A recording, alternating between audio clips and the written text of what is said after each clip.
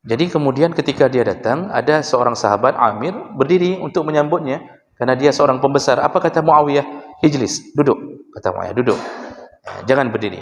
Fa inni sami'tu Rasulullah yaqul. Aku pernah dengar Rasulullah berkata, "Man ahabba ayyumathila lahu rijal qiyaman falyatabawa maq'adahu minan nar." Barang siapa yang senang, bangga dengan banyaknya orang berdiri untuknya, maka bersiap-siaplah untuk duduk di dalam api neraka.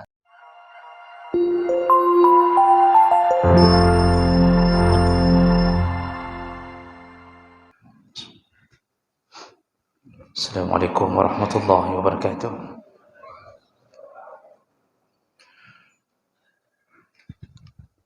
Alhamdulillahirabbil alamin. Wa bihi nasta'in 'ala umuri dunya waddin. Asyhadu an la ilaha illallah wahdahu la syarika lah wa asyhadu anna Muhammadan 'abduhu wa rasuluhul karim.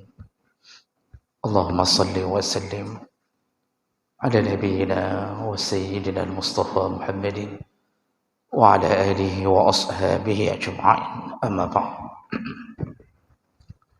Rabbi shrah li sadri wa yassir li amri wahlul 'uqdatam min lisani yafqahu qawli. Segala puji bagi Allah, kemudian salawat dan salam kepada Rasulullah, pada keluarga dan seluruh sahabat-sahabatnya. Bapak dan ibu-ibu, jamaah salat maghrib dan isya, ya Allah muliakan insyaAllah. Kita masih membahas tentang adab ketika berjumpa atau bertemu sesama muslim. Kita sudah bahas beberapa di antara adab ketika bertemu, yaitu senyum, kemudian wajah, usahakan ceria ketika menyambut atau bertemu, kemudian ucapkan salam, lalu al-musafahah, yaitu bersalaman atau berjabat tangan, ya. Dan itu menggugurkan dosa. Berjabat tangan dengan sesama mukmin menggugurkan dosa. Kemudian ditambahkan, kalau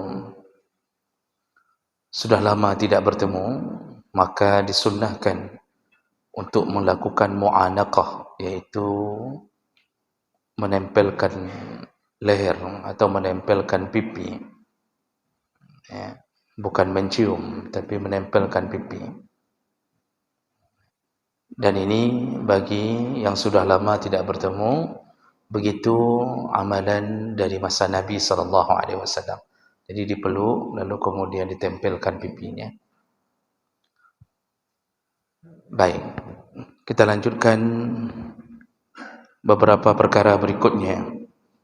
Masih ada yang sedikit tersisa tentang urusan berjabat tangan, yaitu ketika bertemu dengan perempuan yang bukan mahram, maka diharamkan untuk melakukan jabatan tangan tersebut. Dan ini yang paling selamat.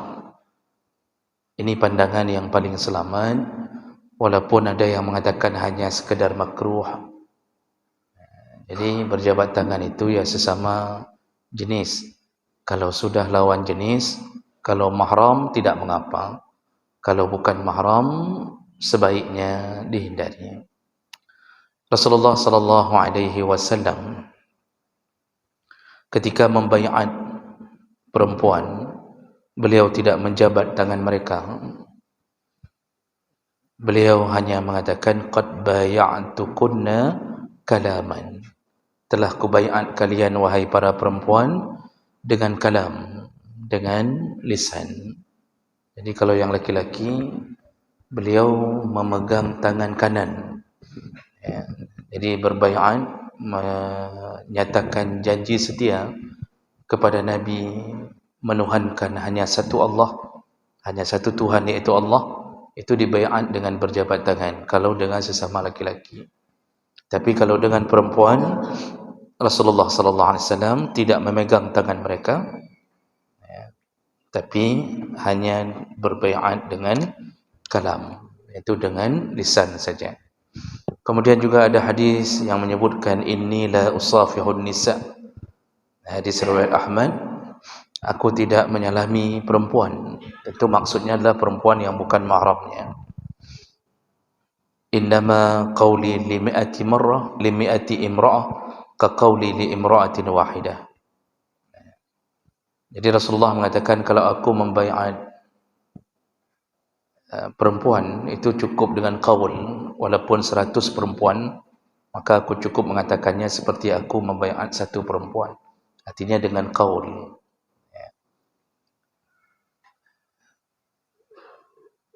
Lalu ini perlu kita jaga, selain daripada keharamannya juga berefek pada fitnah, berefek pada fitnah yang timbul setelah bersalaman dengan perempuan. Apalagi perempuan yang kita salami, yang kita punya hasrat dengannya, maka di saat seperti itu lebih baik jagalah untuk tidak menyentuhnya. Namun kalau ada orang yang bukan mahram kita mengajukan tangannya kepada kita, jangan pula kita menyakiti perasaannya dengan melipat tangan kita atau membuang pandangan darinya. Berilah kode bahawa kita telah menerima jabatan tangannya dengan cara kita menyodorkan tangan ke depan tanpa harus bersalaman dengannya. Ini jangan sampai terkesan terlalu sombong ketika seseorang sudah mengulurkan tangan, maka kita memberi kode bahawa kita menerima tangannya, walaupun kita tidak menyentuh langsung tangan perempuan yang ajnabi tersebut. Baik, berikutnya istihbab adamu naz'il yad 'inda al-musafahah hatta yakuna al-akhar huwa al-badi' bizalika. Sunnah hukumnya, ketika berjabat tangan, ketika bertemu dengan sama mukmin, hendaknya jangan kita yang lebih dahulu melepaskan tangan tersebut darinya sampai dia yang melepaskannya. Begitu yang Nabi lakukan dengan para sahabat. Jadi ada hadis dari Anas bin Malik radhiyallahu anhu annahu qala kana an-nabi sallallahu alaihi wasallam idza istaqbalahu ar-rajul fasafahahu la yanzi'u yadahu min yadihi hatta yakuna ar-rajul allazi yanzi'. Ini hadis yang menyebutkan bahawa Nabi ketika seseorang bertemu dengannya, maka Nabi menyalaminya, menjabat tangannya, dan Nabi tidak melepaskan tangannya sampai orang itu yang lebih dahulu melepaskan tangannya. Ini di antara kemuliaan Nabi sallallahu alaihi wasallam. Nabi kalau sudah menjabat tangan seseorang, beliau terus memegang sampai orang itu terasa ingin melepaskan, baru beliau lepaskan. Nabi ingin menunjukkan cintanya sesama mukmin. Dan beliau sering bergandeng tangan dengan sesama mukmin. Jadi kalau berjalan, ada beberapa riwayat menyatakan beliau pun memegang tangan sahabatnya, menunjukkan keakrabannya, kecintaannya. Kalau dengan istri, memang sudah menjadi kehidupan Nabi sehari-hari. Nabi itu kalau berjalan bersama istri, dia pegang tangan istrinya. Kalau kita yang berjalan dengan istri, kita di depan, istri di belakang. Begitu lihat ke belakang, istri sudah tidak ada lagi. Ternyata dia sudah naik becak duluan. Karena muak melihat suaminya tidak pernah memegangnya. Nabi tidak lepaskan tangan istrinya. Begitu kemuliaan Nabi sallallahu alaihi wasallam. Namun hari ini kita kalau berjalan, Pak, tentu tidak bisa sembarangan memegang tangan orang. Karena hari ini terkesan orang yang pegang tangan berdua sama jenis itu terkesan seperti orang yang LGBT. Maka hari ini nggak bisa lagi dipraktekkan begitu karena ada kesan lain. Kalau Nabi dulu memang tidak ada pikiran itu, tidak ada. Semenjak di bumi hanguskan kaum Nabi Lut, itu sirna, homoseksual itu sirna. Orang jahiliyah itu punya banyak maksiat sebelum datangnya Nabi. Sistem perkawinan mereka, mereka melakukan macam model perkawinan yang aneh. Mereka mabuk setiap hari, berjudi, merampok menjadi pekerjaan hari-hari. Kafilah ini merampok kafilah itu, terus berganti-ganti. Itu kehidupan jahiliyah, buruk sekali. Jadi kerjanya cuma hidupnya bermaksiat, maksiat. Tapi yang mereka tidak lakukan homo. Itu yang tidak ada pada mereka. Maka orang hari ini yang melakukan hubungan homo ini, itu memang sudah lebih daripada jahiliyah. Lebih buruk daripada jahiliyah. Makanya, kalau hari ini berjabat tangan mungkin perlu kita tahan sedikit. Kalau bergandeng tangan berjalan bersama laki-laki. Tapi kalau jabat tangan, usahakanlah jangan begitu jabat, lepas. Peganglah tangannya, sampai dia melepaskan tangan, baru kita lepaskan. Begitu Nabi SAW mengamalkan dan mengajarkan di antara para sahabatnya. Dan itu menunjukkan bahawa ikatan hati yang begitu kuat masa Nabi SAW. Baik, berikutnya. Ada berikutnya ketika bertemu, yaitu tentang al-inhina. Ini ada satu, ini masalah, artinya ini ada kasus yang dibicarakan, yaitu tentang al-inhina, yaitu menundukkan badan ketika bertemu dengan sesama mukmin. Apa hukumnya melakukan inhina? Jadi maksud inhina ini yaitu seseorang ketika bertemu, dia menundukkan setengah badannya sebagai bentuk penghormatan dengan sesama Muslim. Bolehkah atau tidak boleh? Ini ada beberapa pendapat tentang masalah ini. Ada kelompok yang menyatakan haram. Ada para ulama, sebagian ulama mengatakan haram melakukan inhina.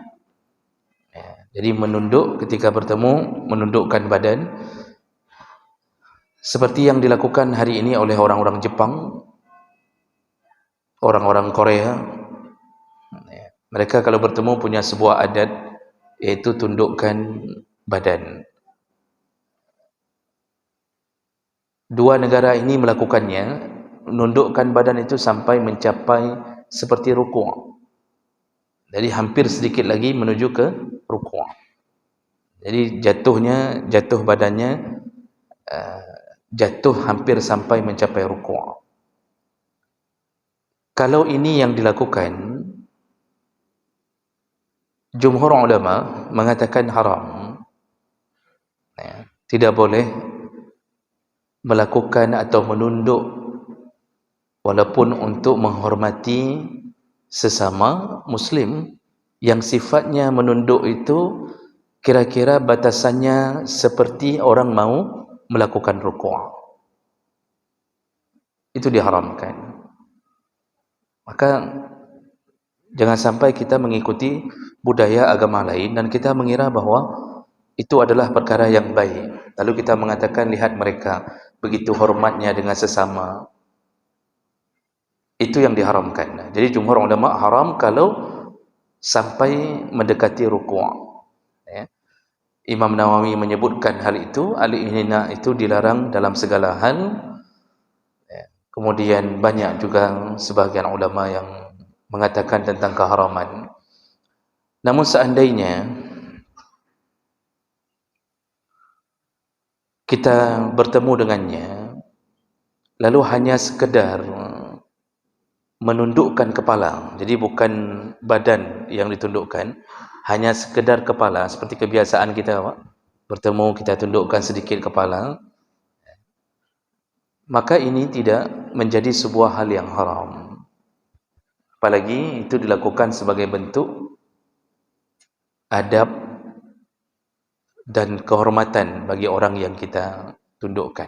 Artinya janganlah sampai seorang anak terlalu lancang kepada orang tuanya atau kepada orang-orang yang lebih tua umurnya sehingga tidak ada sedikit pun kode bahawa mereka menghormati orang yang lebih tua. Makanya kita kan punya adat, kalau anak-anak kita ajarkan kalau lewat di depan orang tua tunduk sedikit, taruh tangan gitu. Itu bukan yang dimaksud dengan keharaman menunduk sampai rukuk. Dalam hadis riwayat Anas bin Malik yang menjadi sandaran keharaman menundukkan badan ketika bertemu sampai mencapai metode rukuk ini, iaitu hadis dari Anas bin Malik, qala rajulun, ada seorang laki-laki berkata, ya Rasulullah, ahaduna yalqa sadiqahu ayanhanilah, kalau salah seorang di antara kami bertemu dengan sesama kita atau sesama mukmin, apakah kami boleh melakukan inhina? Inhina itu menundukkan badan kepadanya, maksudnya sebagai penghormatan. Qala Rasulullah sallallahu alaihi wasallam, la, kata Rasulullah, jangan lakukan inhina. Qal fayaltazimuhu wa yaqbiluhu, kalau dipeluk kemudian dicium, dipeluk, dicium. Jadi bukan nempelkan leher dengan leher, tapi dicium. Qala la, kata Rasulullah, jangan. Itu juga jangan. Qal, lalu ditanya lagi, fayusafihu, kalau hanya sekedar berjabat tangan? Qala na'am insya'a, ya itu boleh kalau dia menginginkan untuk berjabat tangan. Jadi dari awal hadis tadi disebutkan, kita tanya Rasulullah tentang hukum melakukan inhina, iaitu menundukkan badan, itu ternyata Rasulullah melarangnya. Ini hadis riwayat Tirmizi, Ibnu Majah dengan derajat yang sahih. Jadi Bapak Ibu yang Allah muliakan, hal seperti ini dilarang karena satu-satunya yang boleh kita tundukkan badan sampai bentuk mencapai rukuk itu hanya kepada Allah Subhanahu wa taala. Hanya kepada Allah. Tapi kalau hanya sekedar menundukkan kepala kita sebutkan tadi, maka insya-Allah itu masih dibenarkan. Hanya sekedar memberi kode sebagai tanda adab kita kepada orang lain. Apalagi kalau orang timur itu memang begitu. Tapi kalau model-model sampai menyembah, apalagi dayang-dayang menyembah raja, itu kan kalau di daerah tertentu di Indonesia, di keraton-keraton tertentu, itu sampai dayang-dayang bukan hanya menunduk seperti rukuk, bahkan sudah bersujud. Itu masuk dari pintu pertama masuk ke keraton, itu sudah tidak boleh berdiri. Jalan sambil jongkok sedikit-sedikit, Pak. Itu apa namanya? Istilahnya abdi dalam. Abdi luar apa abdi dalam? Itulah istilahnya itu. Itu jongkok tu, dari pintu jongkok menghadap ke raja. Nanti kadang-kadang di depan raja ada yang sujud. Ini haram. Tidak dibolehkan.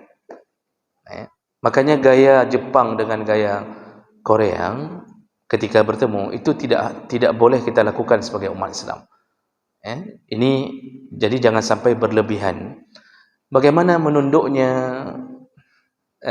malaikat kepada Adam alaihi salam? Disebutkan dalam tafsir, malaikat tunduk kepada Adam bukan tunduk sujud, tapi hanya memberi gerakan menundukkan kepala sebagai penghormatan di atas penciptaan Allah terhadap makhluk yang baru ini.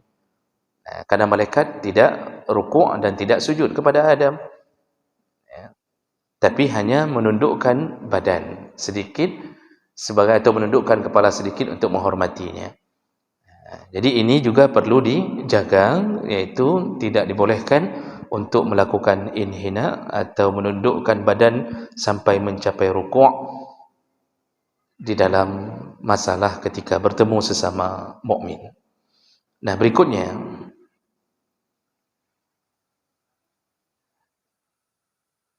apa hukumnya al-qiyam tahiyatan lil qadim. Nah, bagaimana hukumnya kalau bertemu dengan sama mukmin lalu kita berdiri? Kita berdiri. Jadi ketika ketemu kita langsung berdiri untuk menghormatinya. Tahiyatan lil qadim. Nah, masalah berdiri ini itu punya beberapa pandangan. Jadi tadi sudah dijawab dulu oleh para ulama tentang hukum menunduk, tentang terlalu dalam itu dilarang. Sekarang bukan menunduk, tapi menghormati orang ketika bertemu sama mukmin dalam seperti bertemu orang yang baru masuk atau siapa saja yang pembesar atau para ulama, orang alim. Kita sedang duduk dalam satu majlis, begitu beliau masuk, kita berdiri. Nah, ini apa hukumnya? Para ulama menjawab bahwa masalah berdiri ini itu dibagi menjadi 3 pembahasan. Artinya 3 model berdiri yang dimaksud. Yang pertama yaitu qiyam ala ra'sir rajul wa huwa fi'lul jababirah. Pertama, kalau berdiri untuk memuliakan seseorang yang orang itu sendiri tidak berdiri. Jadi seperti berdirinya dayang-dayang yang berada di samping raja, atau datangnya seorang anak buah misal contohnya, atau seorang pasukan yang komandannya duduk lalu dia berdiri, tidak berani duduk untuk menghormati rajanya atau komandannya misal.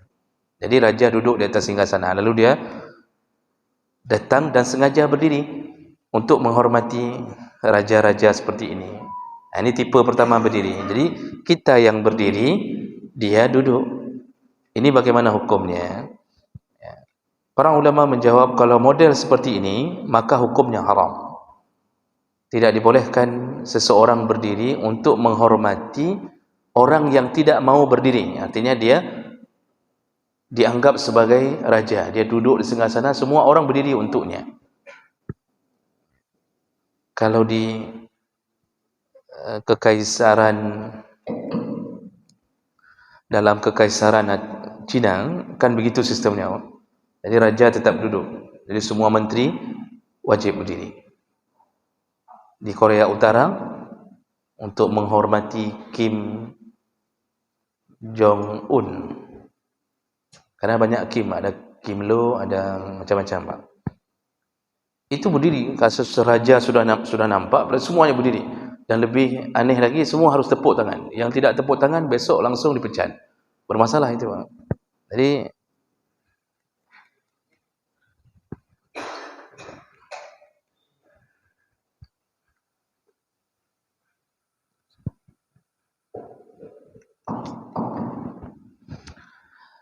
nah, ini berdasarkan hadis Nabi sallallahu alaihi wasallam. Hadis riwayat Jabir bin Abdullah radhiyallahu anhu. Qal ishtaka Rasulullah sallallahu alaihi wasallam, ketika Rasulullah sedang sakit. Hari-hari terakhir beliau sakit. Fasallaina wara'ahu wa huwa qa'id. Pada waktu itu beliau masih mampu untuk menuju ke masjid dan menjadi imam, tapi beliau imam dalam keadaan duduk. Jadi belum terlalu sakit parah, tapi sudah sakit. Jadi beliau jadi imam dalam keadaan qa'id, dalam keadaan duduk. Wa Abu Bakrin yusma'un nas takbirhum. Abu Bakarlah yang memperdengarkan takbir kepada orang-orang. Jadi Rasulullah mengucapkan takbir dengan suara kecil, Abu Bakar menyampaikan takbir itu kepada makmum dengan suara besar. Ini kalau dalam fikih disebut muballigh, orang yang mengucapkan takbir kedua, menyampaikan takbir ke belakang. Kalau sekarang muballigh itu tidak diperlukan lagi karena sudah ada mik. Dulu itu dilakukan.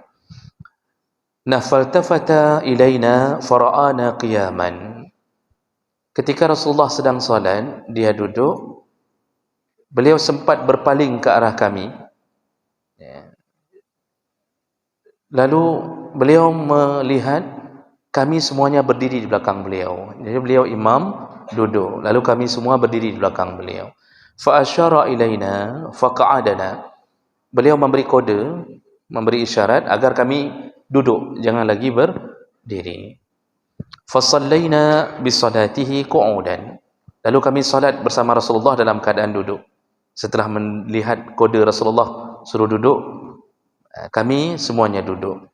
Falamma salima, ketika sudah selesai salam, qal, Rasulullah berkata, in kittum anifan la taf'aluna ma fa'ala Faris war Rum, yaqumuna li ulama'ihim wa hum qu'ud.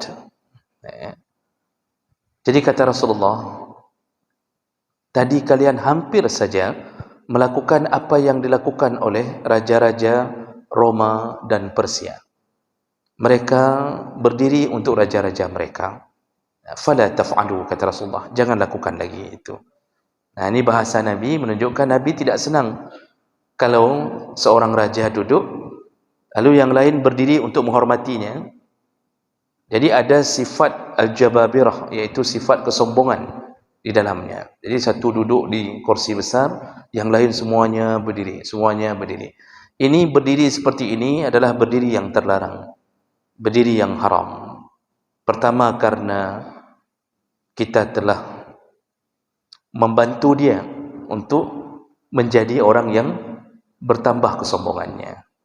Yang kedua, kita telah merendahkan diri kita seakan-akan orang-orang yang menjadi raja-raja ini seakan-akan berada di posisi Tuhan yang layak kita menghormati dengan cara berdiri. Makanya dilarang kecuali illa iza da'at al-hajah li zalik, kecuali ada hajat yang perlu melakukan itu. Contoh, ka ay yakhafa 'ala ar-rajul ay ya'tadi 'alayhi fala ba'sa ay yaquma 'ala al-qa'im. Contohnya, kalau dia khawatir kalau tidak berdiri dia akan disiksa atau dibunuh oleh raja itu, maka dia terpaksa berdiri demi menyelamatkan nyawanya. Biasanya kalau sudah berada di bawah pimpinan yang zalim. Jadi ini terjadi. Kalau masa Fir'aun itu begitu, pantang terjadi masalah sedikit, itu Fir'aun langsung disikat habis itu, siapapun. Bahkan anggota MPR di masa Fir'aun itu tukang sihir. Dulu kan anggota MPR-nya tukang sihir semua. Begitu mereka beriman kepada Nabi Musa, setelah melihat tongkat Nabi Musa benar-benar berubah jadi ular, sedangkan tali yang mereka lempar itu hanya berubah jadi ular di mata orang yang melihat. Jadi yang disihir mata orang, sedangkan tali enggak berubah.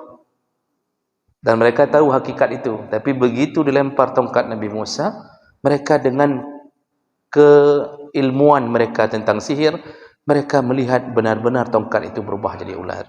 Disitulah mereka mengakui bahwa Musa adalah utusan Allah. Apa yang terjadi? Mereka semua beriman kepada Tuhannya Musa. Apa yang dilakukan Fir'aun? Di saat itu juga dia memerintahkan pasukannya untuk membelah tubuh semua tukang sihir tadi. Jadi dibelah, digergaji dua. Itu model masa dulu. Jadi benar-benar membuat orang khawatir tentang nasibnya.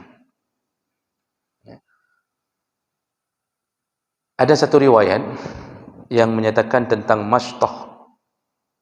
Mashtah kemudian disebut, lebih masyhur dengan nama Masyitah. Masyitah yang menjadi tukang sisir Fir'aun. Itu kan riwayat itu ada. Dan itu hanya gara-gara hal sepele, jatuh sisir, lalu Masyitah mengucapkan kalimat Tuhanku Allah, atau kalau bahasa kita begitu refleks terucap Allahu Akbar. anak Firaun mendengar kenapa si Masyittah tidak mengucapkan ayahnya sebagai Tuhannya, dilapor, habis. Ketika dilapor, ternyata Masyittah atau Masyittah bertahan dengan imannya. Dia mengatakan dia punya Tuhan, yaitu Allah, bukan Tuhannya Firaun. Jadi Tuhannya dia dan Tuhannya Firaun, yaitu Allah, katanya. Akhirnya direbus bersama anak-anaknya. Sampai dalam riwayat, beberapa riwayat disebutkan anak pertamanya diceburkan lebih dahulu ke dalam minyak yang sudah dipanaskan sampai tulang-tulangnya terpisah dengan kulitnya. Seperti kita menggoreng ayam, sudah terlalu lama digoreng sampai tulang-tulang dari tubuh anaknya ini mengambang di atas minyak. Lalu tetap Masyittah bertahan satu persatu, tetap dia bertahan. Tinggallah si kecil satu orang, si bayi dalam pangkuannya. Nah, di situ dia goyah karena tidak tahan melihat bayi ini akan digoreng dengan minyak panas ini. Hampir saja dia tidak mampu bertahan, tapi kemudian bayi ini berbicara kepada ibunya, "Ibu, jangan ragu, Tuhan kita adalah Allah." Lalu disebutkanlah beberapa riwayat tentang berbagai perkataan yang menyebutkan, tetaplah engkau bertahan dengan imanmu, kita bertemu di surga Allah SWT. Di situ dia baru kuat kembali. Maka di dunia ini 4 bayi yang pernah berbicara, salah satunya adalah bayi Masyittah. Wallahu a'lam. Cerita itu ada yang mengatakan sahih, ada yang mengatakan tidak sahih. Wallahu a'lam. Tapi intinya apa? Ketika rasa takut muncul, kita akan diperlakukan dengan siksa. Di saat itu baru boleh berdiri di hadapan raja. Tapi kalau ada pilihan untuk resign dari pekerjaan menyembah-nyembah seperti itu, lebih resign. Nah, ini model berdiri yang pertama yang haram. Model kedua, berdiri al-qiyam ada qiyam ilaihi 'inda qudumihi wala ba'sa bih. Berdiri ketika menyambut seorang mukmin.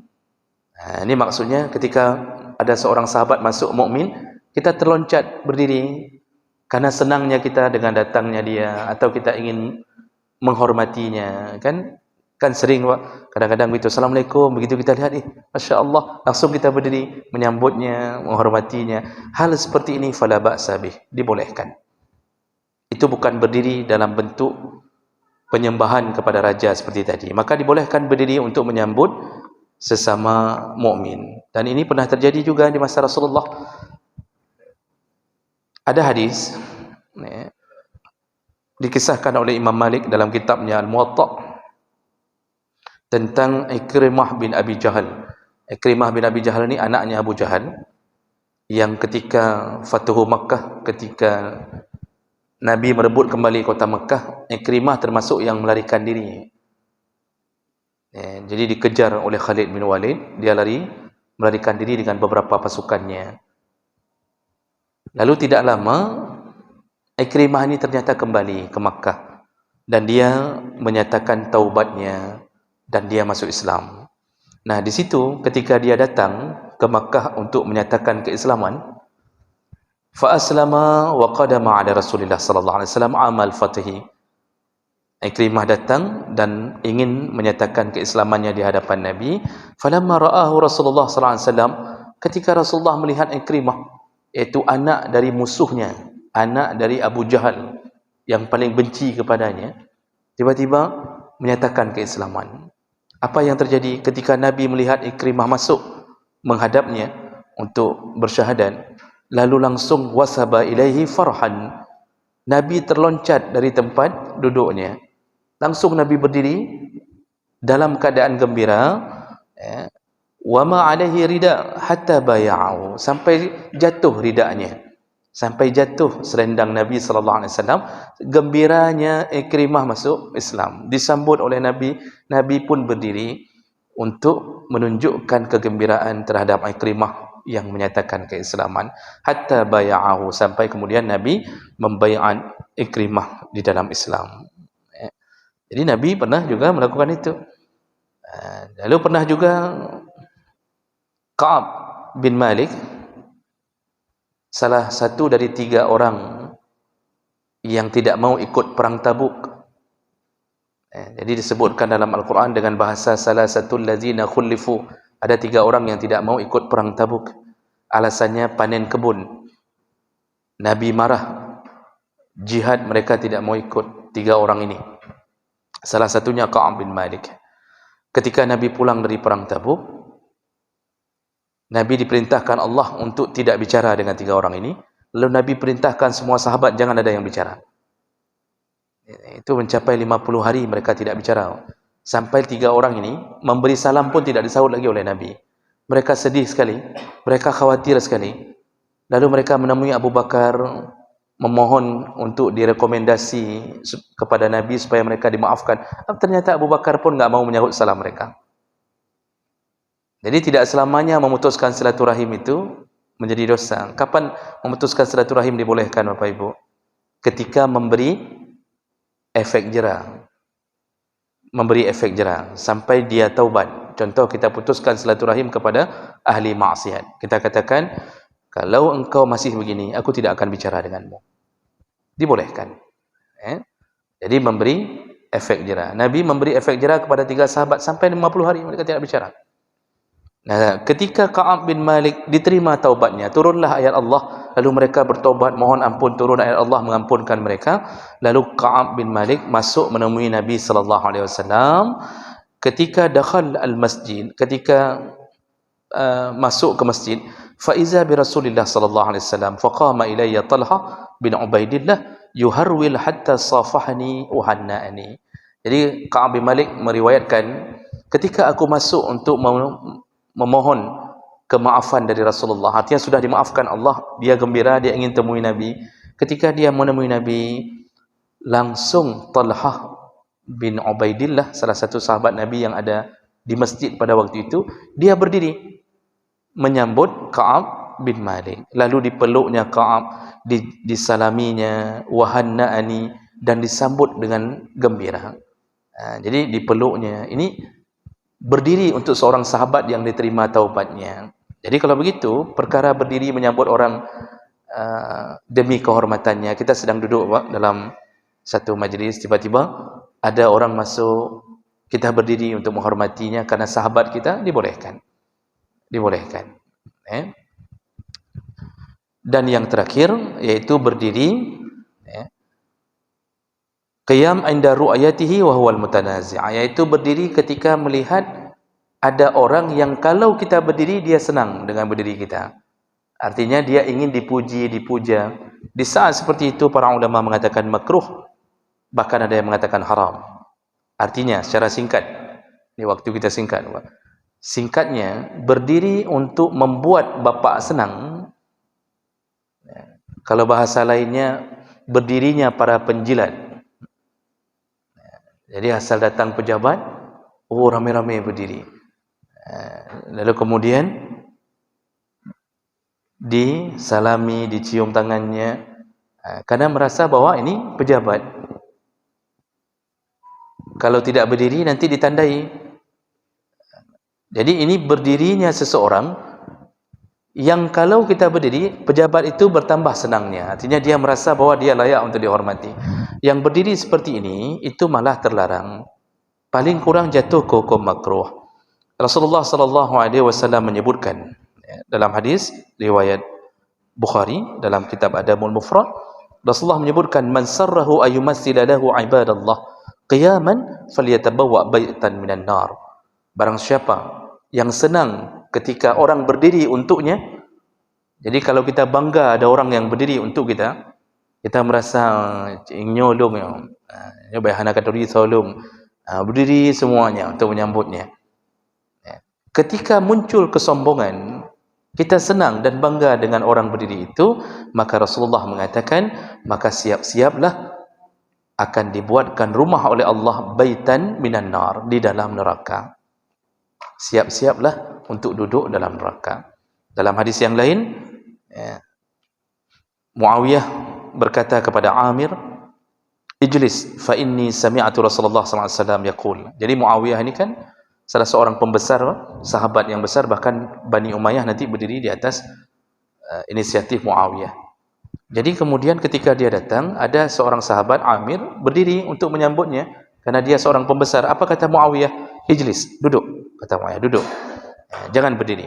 Fa inni sami'tu Rasulullah yaqul. Aku pernah dengar Rasulullah berkata, "Man ahabba ayyumathila lahu rijal qiyaman falyatabawa maq'adahu minan nar." Barang siapa yang senang, bangga dengan banyaknya orang berdiri untuknya, maka bersiap-siaplah untuk duduk di dalam api neraka. Nah, kenapa bisa ke neraka ujungnya, Pak?